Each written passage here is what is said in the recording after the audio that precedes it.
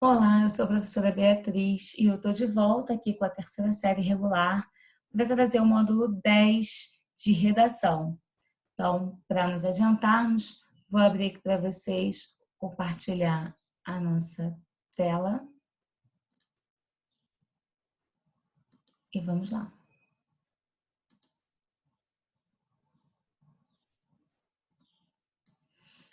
Então, esse é o módulo 10, é um módulo que vai analisar redações do Enem. Na verdade, no último módulo, a gente já fez uma análise, né, de redação do Enem, a gente deu uma olhada no como seria um pouco, né, a forma geral, os critérios de avaliação do Enem, e analisamos uma redação nota 1000. Hoje a gente vai entrar um pouquinho, falar um pouquinho sobre a questão da argumentação, né, o parágrafo de desenvolvimento, assim, levantando bem por alto também, que é a proposta desse módulo, ainda ser um pouco generalizante, não entrar em tantos detalhes, e analisar duas redações. Nós vamos analisar uma redação nota 1000 e vamos analisar também uma redação que é considerada nota mediana, né, nota 700. Na verdade, é uma nota que ela é eliminatória para a maior parte dos concursos, ela não é muito boa para a maior parte dos cursos, desculpa, para a maior parte dos cursos, e ela fica um pouco abaixo daquilo que é necessário para a gente manter a nota, né, exigida para a maioria dos cursos. Então, a gente vai fazer esse comparativo de uma nota que não é considerada muito boa para uma nota que foi considerada boa. Tomando partida que essas redações que vão ser analisadas estão na apostila de vocês e que elas são de concursos bem mais antigos. De lá para cá, os critérios deram uma apertada maior, né? Então, vocês vão perceber algumas coisas nessas análises, essas gerações ainda um pouco. Talvez que vocês olhem e falem assim: nossa, mas que redação tão simples para ter tirado 1000, ou essa conclusão falta alguns detalhes. Mas é porque essa avaliação é uma avaliação de uma prova mais antiga e depois de lá para cá deu mais uma apertadinha. Mas é uma boa redação para a gente dar uma analisada, principalmente na questão argumentativa, tá? Então vamos lá, dar essa olhada no Enem. Esse capítulo, como eu falei, vão ser analisadas redações segundo a ótica do Enem. Não quer dizer que essa redação é uma redação nota 1000 para o Enem, seria uma redação excelente para o UERJ, por exemplo. Os critérios são bem diferentes, tá? Muito diferentes, inclusive. Então, treinar para uma redação do Enem não é o mesmo que treinar para uma redação da UERJ. É preciso ter bem claro quais são os critérios para uma redação Enem, quais são os critérios para uma redação UERJ. Nós vamos falar sobre isso em outras aulas mais à frente, tá? A partir das competências exigidas pelo Exame Nacional, então a gente tem competências que são exigidas pelo Enem, que devem ser seguidas para atingir essa nota 1000, e que estão presentes nas normas estabelecidas para correção, e que é aquela cartilha que eu falo que vocês têm acesso, né? Tem todo um material elaborado para o candidato e que você pode ter acesso a isso no site do INEP. Antes da gente entrar nessas análises de correção, a gente vai dar uma olhada em algumas considerações sobre um dos aspectos mais importantes de uma boa redação. O elemento que se confunde com o próprio desenvolvimento. Quando a gente fala em desenvolvimento, tem um elemento da correção que às vezes os alunos confundem, acham que ele e o desenvolvimento é a mesma coisa. E esse elemento é a argumentação. A argumentação é um item dentro dos parágrafos de desenvolvimento. A gente divide a redação em introdução, como a gente já falou, né? Vocês já tiveram módulos para isso, com a ideia de introduzir o tema e a tese que serão defendidos no texto. A gente tem o desenvolvimento, onde a argumentação é apresentada e a defesa dela é feita com comprovações dessa argumentação. E a conclusão, onde no Enem é necessário apresentar uma proposta de intervenção. Então, o desenvolvimento é a parte do texto onde nós apresentamos os nossos argumentos e os comprovamos. A argumentação é apresentada ali dentro, tá? Não é porque você teve 2 ou 3 parágrafos entre o desenvolvimento e a conclusão que você necessariamente teve uma argumentação. É preciso que nesses 2 ou 3 parágrafos que estavam ali entre a introdução e entre o desenvolvimento, você tenha apresentado os seus argumentos de maneira satisfatória e você tenha comprovado esses argumentos, tenha tido estratégias argumentativas de maneira satisfatória e ainda que você tenha encadeado esses argumentos e conectado usando mecanismos linguísticos de coesão. Então, tem muito mais coisa para fazer ali do que preencher linhas, né? Não é só encher as 30 linhas, tem que saber como enchê-las. E aí, para argumentar bem, você precisa ter critérios de seleção, de relacionamento, de organização e de interpretação. Você precisa saber selecionar, relacionar, organizar e interpretar informações, fatos e opiniões.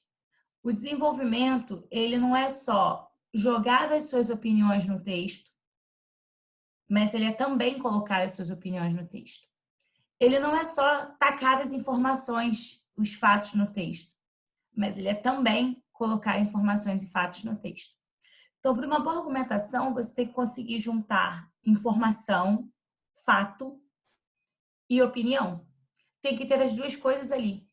Se você não colocar a sua opinião, fica só um emaranhado, uma enumeração de fatos, de informações aleatórias. Se você colocar só a opinião, fica uma redação em cima de achismos, sem nada que mostre que a sua opinião está apoiada em algo real.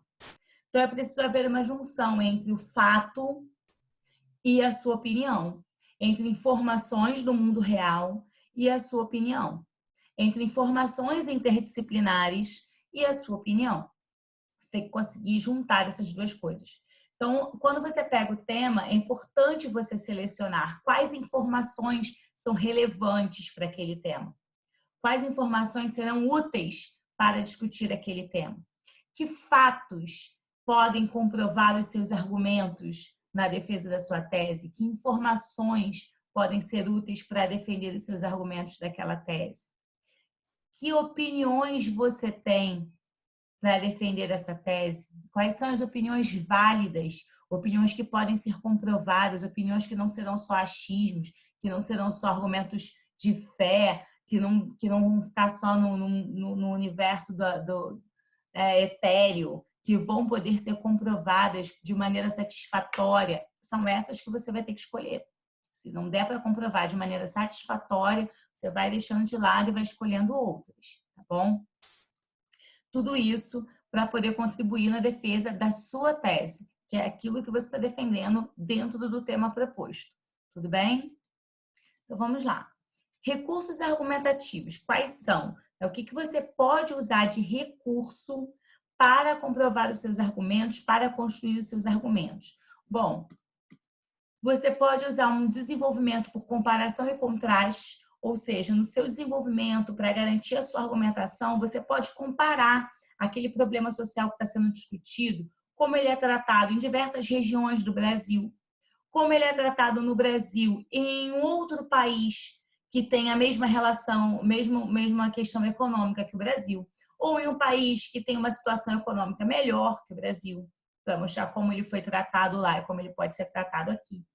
Você pode comparar historicamente como esse problema é tratado hoje, como ele foi tratado no passado, certo? Por exemplo, as questões das leis, quando se fala em lei PEC das domésticas, quando se fala em lei seca, né? Qualquer lei que é instaurada, pode-se haver uma comparação de história, mostrando o contraste de como o país era antes daquela lei, como os dados eram antes daquela lei, como as coisas aconteciam antes daquela lei, como elas passaram a acontecer depois daquela lei.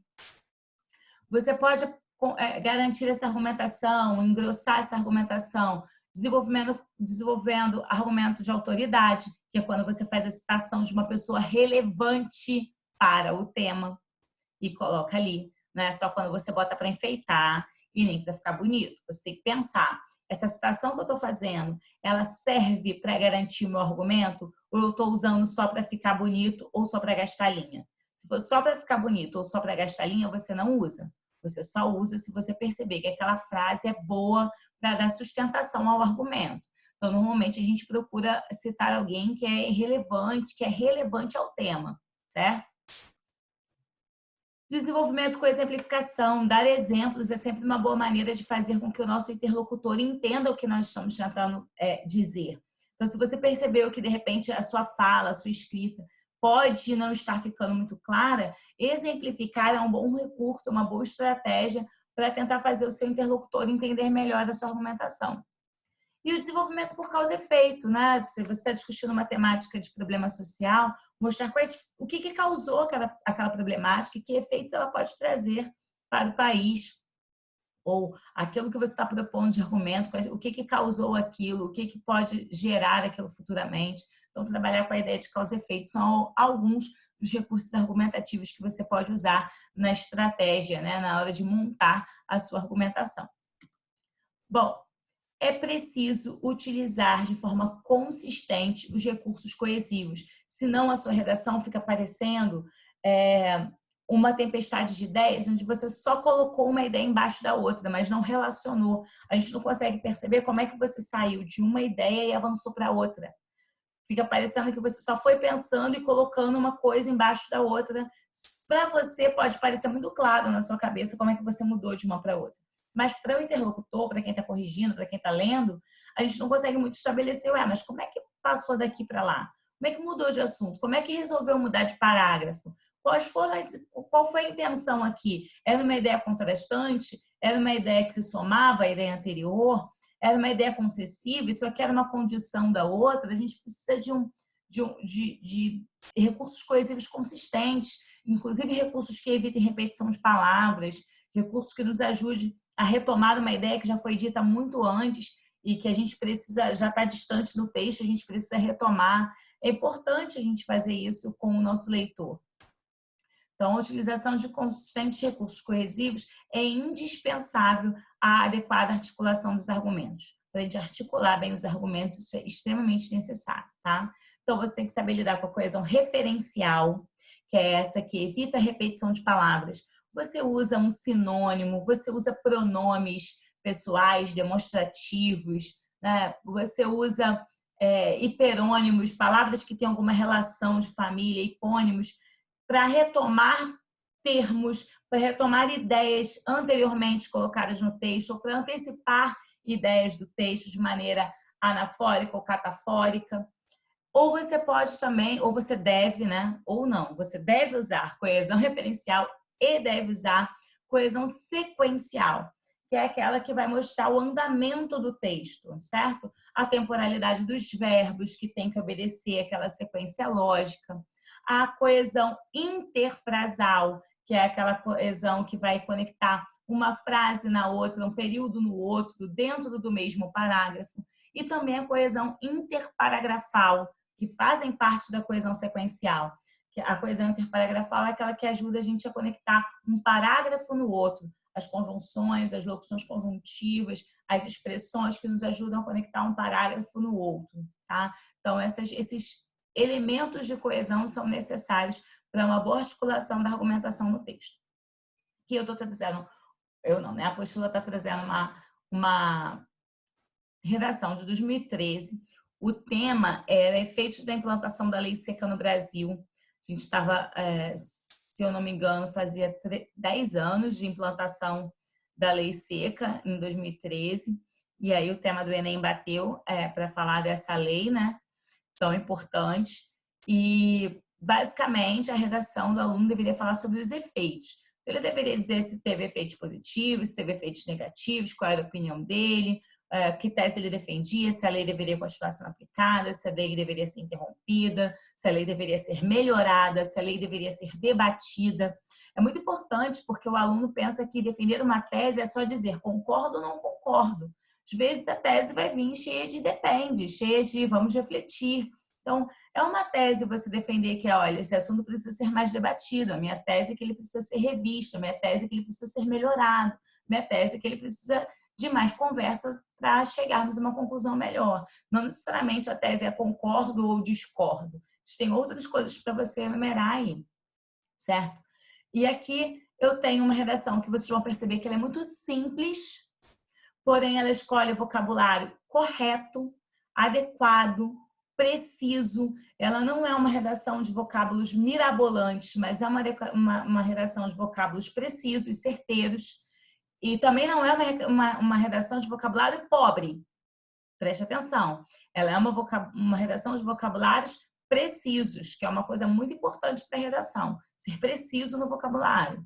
É uma redação que cumpre todas as etapas, a introdução de fato introduz, o desenvolvimento apresenta a argumentação e comprova, e a conclusão apresenta a proposta de intervenção. Então, ela cumpre, cada parte cumpre o seu papel, a argumentação é satisfatória, ela apresenta comprovações satisfatórias, recursos satisfatórios e uma proposta satisfatória. Então, por mais que não seja aquela coisa extremamente fora do comum, que às vezes o aluno pensa que para tirar nota 1000 tem que ser uma coisa extremamente mirabolante, a redação nota 1000 em 2013 foi uma redação simples que cumpriu todo o seu objetivo, que cumpriu todo o passo a passo previsto na cartilha. Eu achei importante isso, porque mostra que você não precisa ser um exímio escritor, um excelente escritor, um super aluno o cara que vai fazer letras, né? O cara que é super bom em português, em gramática, para alcançar essa nota 1000. Você pode ser alguém que sabe fazer o que é necessário fazer, cumprir todos os papéis e ser uma pessoa que tem o conhecimento gramatical exigido no ensino médio. Então, é importante saber fazer feijão com arroz com qualidade. É o que eu digo. Saber fazer o básico com qualidade.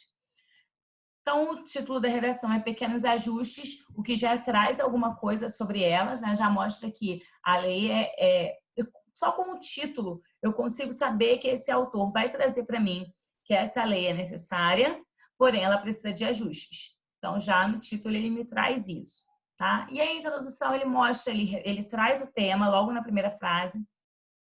A perigosa associação entre bebida alcoólica e direção é uma marca quase que inerente ao brasileiro. A gente já sabe que essa redação, mesmo se a gente não tivesse a frase de tema aqui pra gente, a gente já sabe que essa redação vai tratar sobre essa associação entre bebida alcoólica e volante.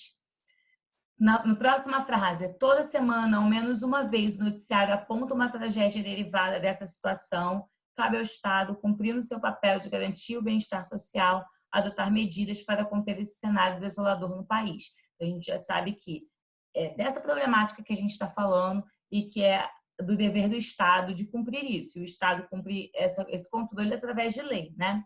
Então, ele já apresenta no último período a lei seca, que mostra que ela é existente, fez-se necessária e já surte efeitos expressivos. Então, assim, por essa problemática, a lei seca ela se fez necessária, então ela é útil e ela já apresenta alguns efeitos. Então, ele já está trazendo essa tese aí embutida na introdução dele. Bom, vamos para a argumentação, né? Aqui, já no primeiro parágrafo de desenvolvimento, ele vem trazendo esse elemento que vai garantir aí o andamento da coesão, né? Que é o antes de tudo. Então, ou seja, eu vou apresentar algumas coisas depois, mas antes de tudo, esse antes de tudo me garante assim, bom, eu sei que ele vai falar outras coisas depois, mas ele precisa me dar uma informação prévia para eu entender do que vem posteriormente. É simples como um elemento de mecanismo coesivo, um elemento coesivo, ele consegue preparar o leitor para o que vem depois. E é com esse pensamento que você tem que usá-los, que você tem que inserir esses elementos na sua redação. Bia, tem uma primeira pessoa do plural, é possível? É possível. No Enem é possível o uso da primeira pessoa do plural, claro que não em todas as frases, não o tempo todo, ela é um recurso também. Porque quando a gente fala de problemática social, às vezes é até de bom tom que a gente se inclua na possibilidade desses problemas, já que a gente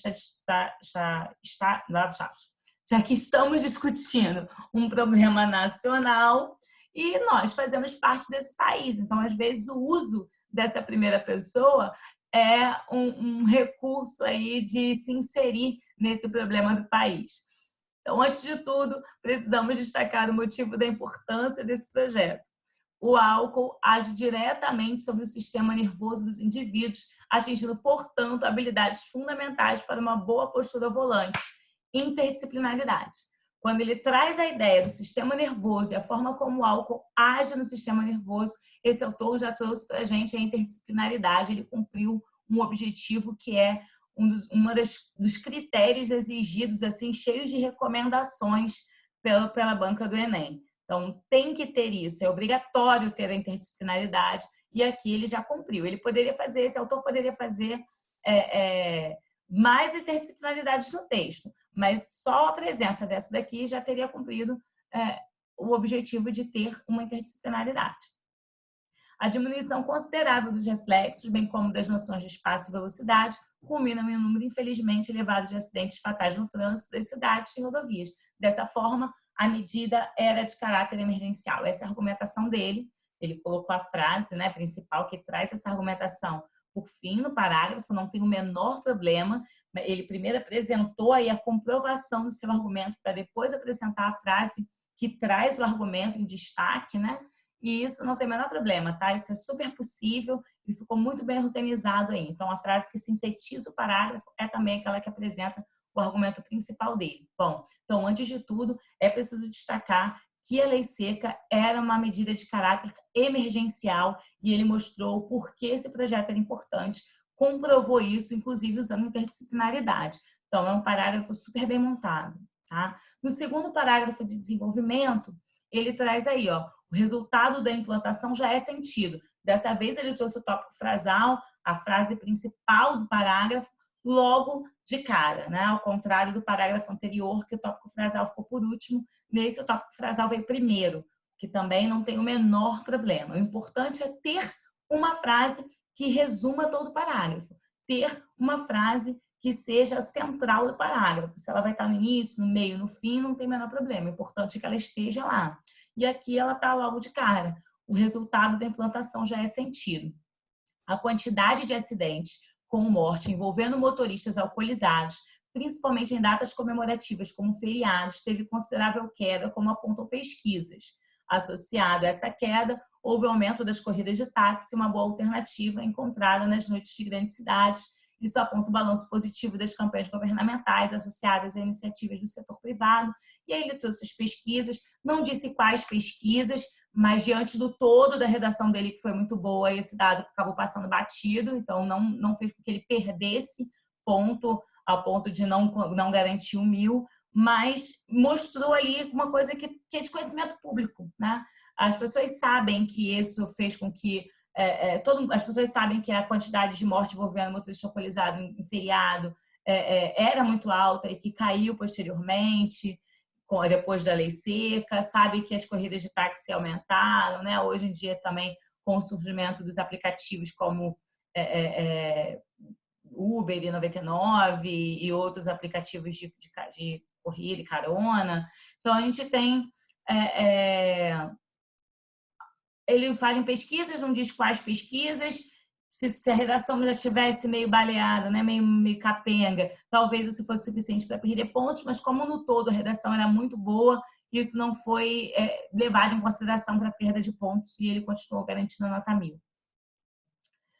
Depois a gente tem um terceiro parágrafo de desenvolvimento, que é onde vai entrar o porém dele, né, o senão, que vai garantir aquele título, né, que é o título em que ele colocava que precisava de ajustes.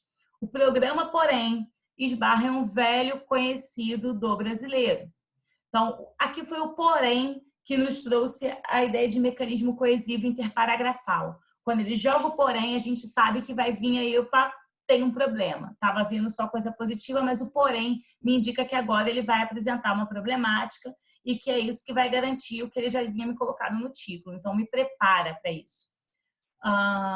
Sentimento de impunidade das classes mais altas. Como muitas medidas do governo, a lei seca mostra-se muitas vezes excludente social. Enquanto cidadãos de classe média ou baixa pagam corretamente por seus delitos, membros da alta sociedade, como Thor Batista, filho do milionário Eike Batista, jogadores de futebol e até mesmo políticos, passam quase imunes à situação. Quando ele traz a informação bem selecionada e bem relacionada com o argumento, que foi o caso do Thor Batista, ele mostra o conhecimento de mundo, consegue relacionar a temática com o mundo que o cerca, certo? Então, aqui, não foi um exemplo aleatório, ele conseguiu colocar bem dentro da temática e bem dentro do argumento deste parágrafo, que era justamente a ideia do excludente social, era justamente mostrar que, como todas as leis, a lei seca também traz a questão da impunidade das classes mais altas. Veja o caso do Thor Batista, e inclui bem certinho o exemplo de conhecimento de mundo que ele tem. Então, aqui veio encaixado, bem argumentado, bem colocado, o suficiente e que garantiu bem esse argumento aqui. Foi o suficiente para aprovar essa argumentação. A indignação causada diminui a legitimidade de uma excelente medida governamental. Então, a medida é excelente, mas quando a gente tem esse tipo de problema, ela dá uma diminuída na legitimidade. E aí a gente vai para a conclusão, certo? Em vez de portanto, fica claro, aquela inversão estilística de fica claro, portanto, o portanto entre vírgulas porque foi deslocado do começo para o meio, que pequenos ajustes devem ser feitos. A gente já sabia que ele ia fazer esse tipo de proposta desde o título, então ele está relacionando aí a conclusão ao título. Pelo governo e que a sociedade civil deve assumir sua função nessa luta. Cabe às autoridades, a gente, né? Trazendo a gente, ação, assegurar a igualdade perante as leis, ideal difundido pelos revolucionários franceses. Eu tenho aí um detalhamento dessa ação e bem aplicada a questão. Cabe à mídia, novo agente, como importante difusora de ideias, incentivar a adesão ao programa, outra ação. E, por fim, cabe ao indivíduo, mais um agente, apelar para o seu bom senso e educação, pois combinação álcool-volante é, antes de tudo, uma falta de respeito para com a sociedade e ele próprio. É preciso valorizar a vida. Esse é preciso valorizar a vida fica quase como que um efeito, né? Porque a partir disso a vida será valorizada. Então, aí fica uma conclusão completa e uma redação muito bem apresentada que valeu essa nota 1000 aí, de maneira simples, mas muito bem apresentada. Essa é uma redação de 2005, cujo tema era o trabalho infantil na realidade brasileira, e essa foi uma redação que tirou nota 700, tá? Em geral, vocês vão ver durante a leitura, os problemas maiores são repetição de palavras iguais, muito próximas uma da outra dentro do parágrafo, um pouco de falta de conhecimento de mundo, eu vou sinalizar para vocês onde, mas acho que vocês vão perceber, mas falta um pouco de conhecimento de mundo por parte desse autor, o que faz com que essa falta de conhecimento de mundo deixe a argumentação fraca, insuficiente, deixe falha argumentativa. Então, o que estava servindo para convencer o leitor da tese passa a não convencer mais porque a falta de conhecimento de mundo enfraqueceu o argumento, deixou o argumento sem força.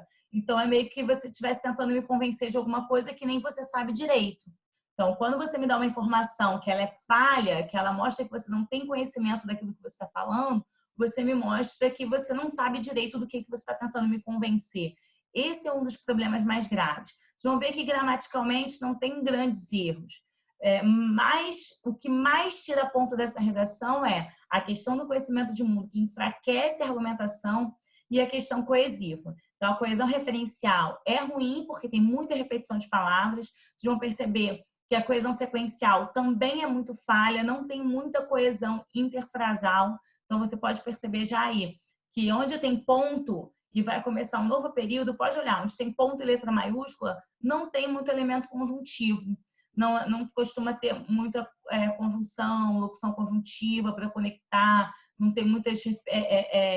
não dá muita ideia de sequência do texto, parece que tem um monte de ideia só relacionada uma embaixo da outra. Não te dá uma ideia de progressão do texto, tá? Vamos dar uma olhada e você vai perceber isso um pouco melhor. A chegada da primeira... desculpa, o título é A Criança Sem Infância. A chegada da primeira Revolução Industrial popularizou o trabalho infantil. De cara, tentou trazer essa interdisciplinaridade através da Revolução Industrial. Isso é uma coisa que a gente bate um pouco na tecla. Por quê? É uma grande quantidade de alunos que tem essa pressa de fazer interdisciplinaridade ou tem esse desespero para fazer interdisciplinaridade, taca logo na introdução a Revolução Industrial como interdisciplinaridade para qualquer tipo de tema. Então, pensa bem, só usa a Revolução Industrial se você vê que é uma coisa assim, que realmente aquela temática precisa citar a Revolução Industrial porque está totalmente relacionada àquilo. Se não, se tiver outras questões históricas, geográficas, outros dados, outras disciplinas para você interdisciplinarizar, faça isso, porque existe uma grande quantidade e acaba causando no leitor, no interlocutor, né, aquela ideia de que, assim, trouxe a Revolução Industrial porque não sabia trazer outra coisa, porque a Revolução Industrial é base histórica para quase tudo, né? O mundo mudou totalmente depois da Revolução Industrial. Então, você botar a Revolução Industrial para quase todas as coisas vai acabar ficando adequado, mas vai parecer que foi aquela interdisciplinaridade preguiçosa ou porque você não tinha um outro conhecimento e aí acabou tacando isso aqui mesmo, tá? Então, isso gera um pouco, às vezes, de receio de quem está lendo, já causa um certo impacto negativo em quem está lendo. A necessidade de complementação da renda familiar e a busca pelo lucro dos burgueses foram os motivos básicos para isso. Hoje, essa prática se perpetua no Brasil de maneira anacrônica, visto que as causas da exploração são as mesmas do século passado. A miséria e a ganância da realidade brasileira, nesse sentido, devem ser analisados para que se compreenda a existência do trabalho infantil aqui. Então, essa redação tem as partes que cumprem, né, os seus papéis, algumas cumprem mal, mas está organizada direitinho, introdução, desenvolvimento, conclusão, motivo pelo qual ela está acima dos 500, né, dos 600, mas ela vai ter essa falha de conteúdo aí. Então, não tem graves problemas aqui de estrutura de introdução.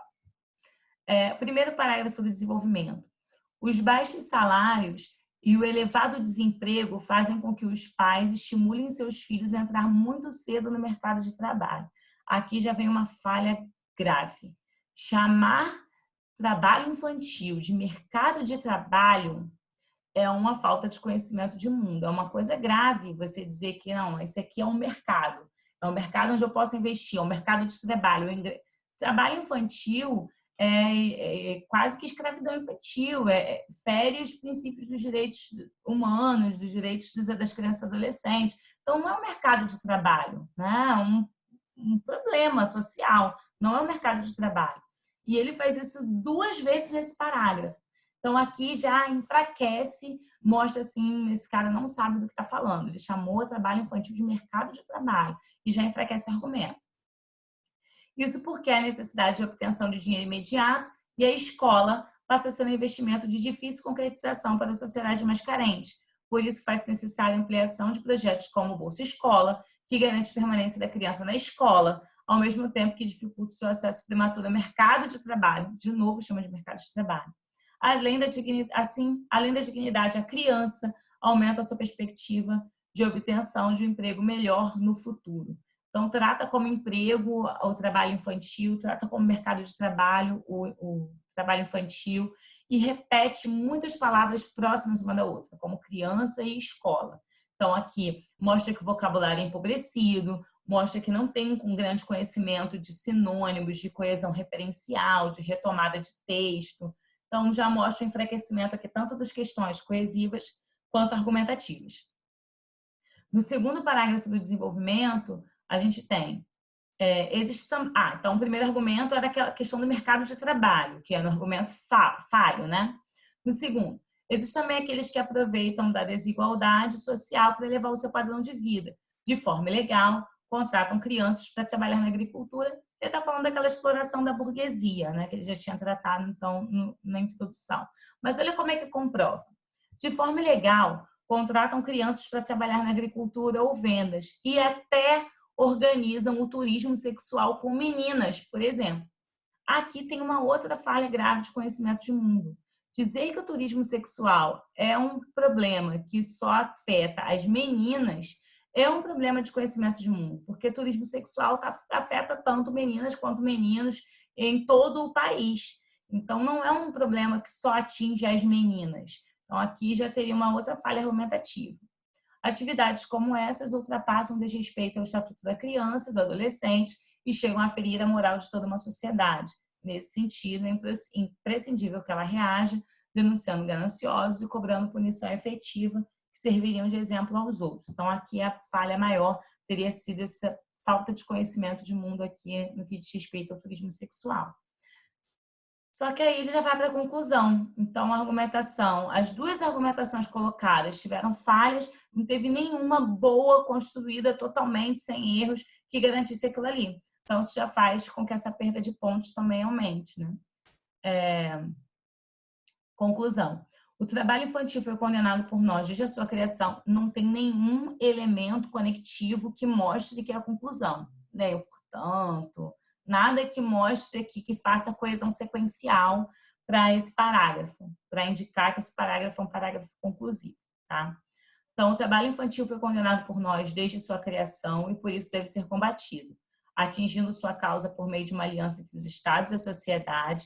Então, eu tenho aí o meio, tenho alguma ação. Podemos erradicar esse tipo de exploração e reverter essa situação. Dessa forma, poderemos no futuro, e aí tem os efeitos, ver as crianças brasileiras em quadro muito melhor do que estamos presenciando hoje. Então, perderia aqui alguns pontos também de coesão por essa não apresentação, não conexão adequada na coesão sequencial para a conclusão. Essa redação foi uma redação que tirou uma nota 700 e que os pontos basicamente foram perdidos aí na avaliação da argumentação e dos mecanismos coesivos. Tudo bem? Então, a gente vai ficar por aqui e aí a gente se encontra no módulo 11, então, na próxima aula. Muito obrigada.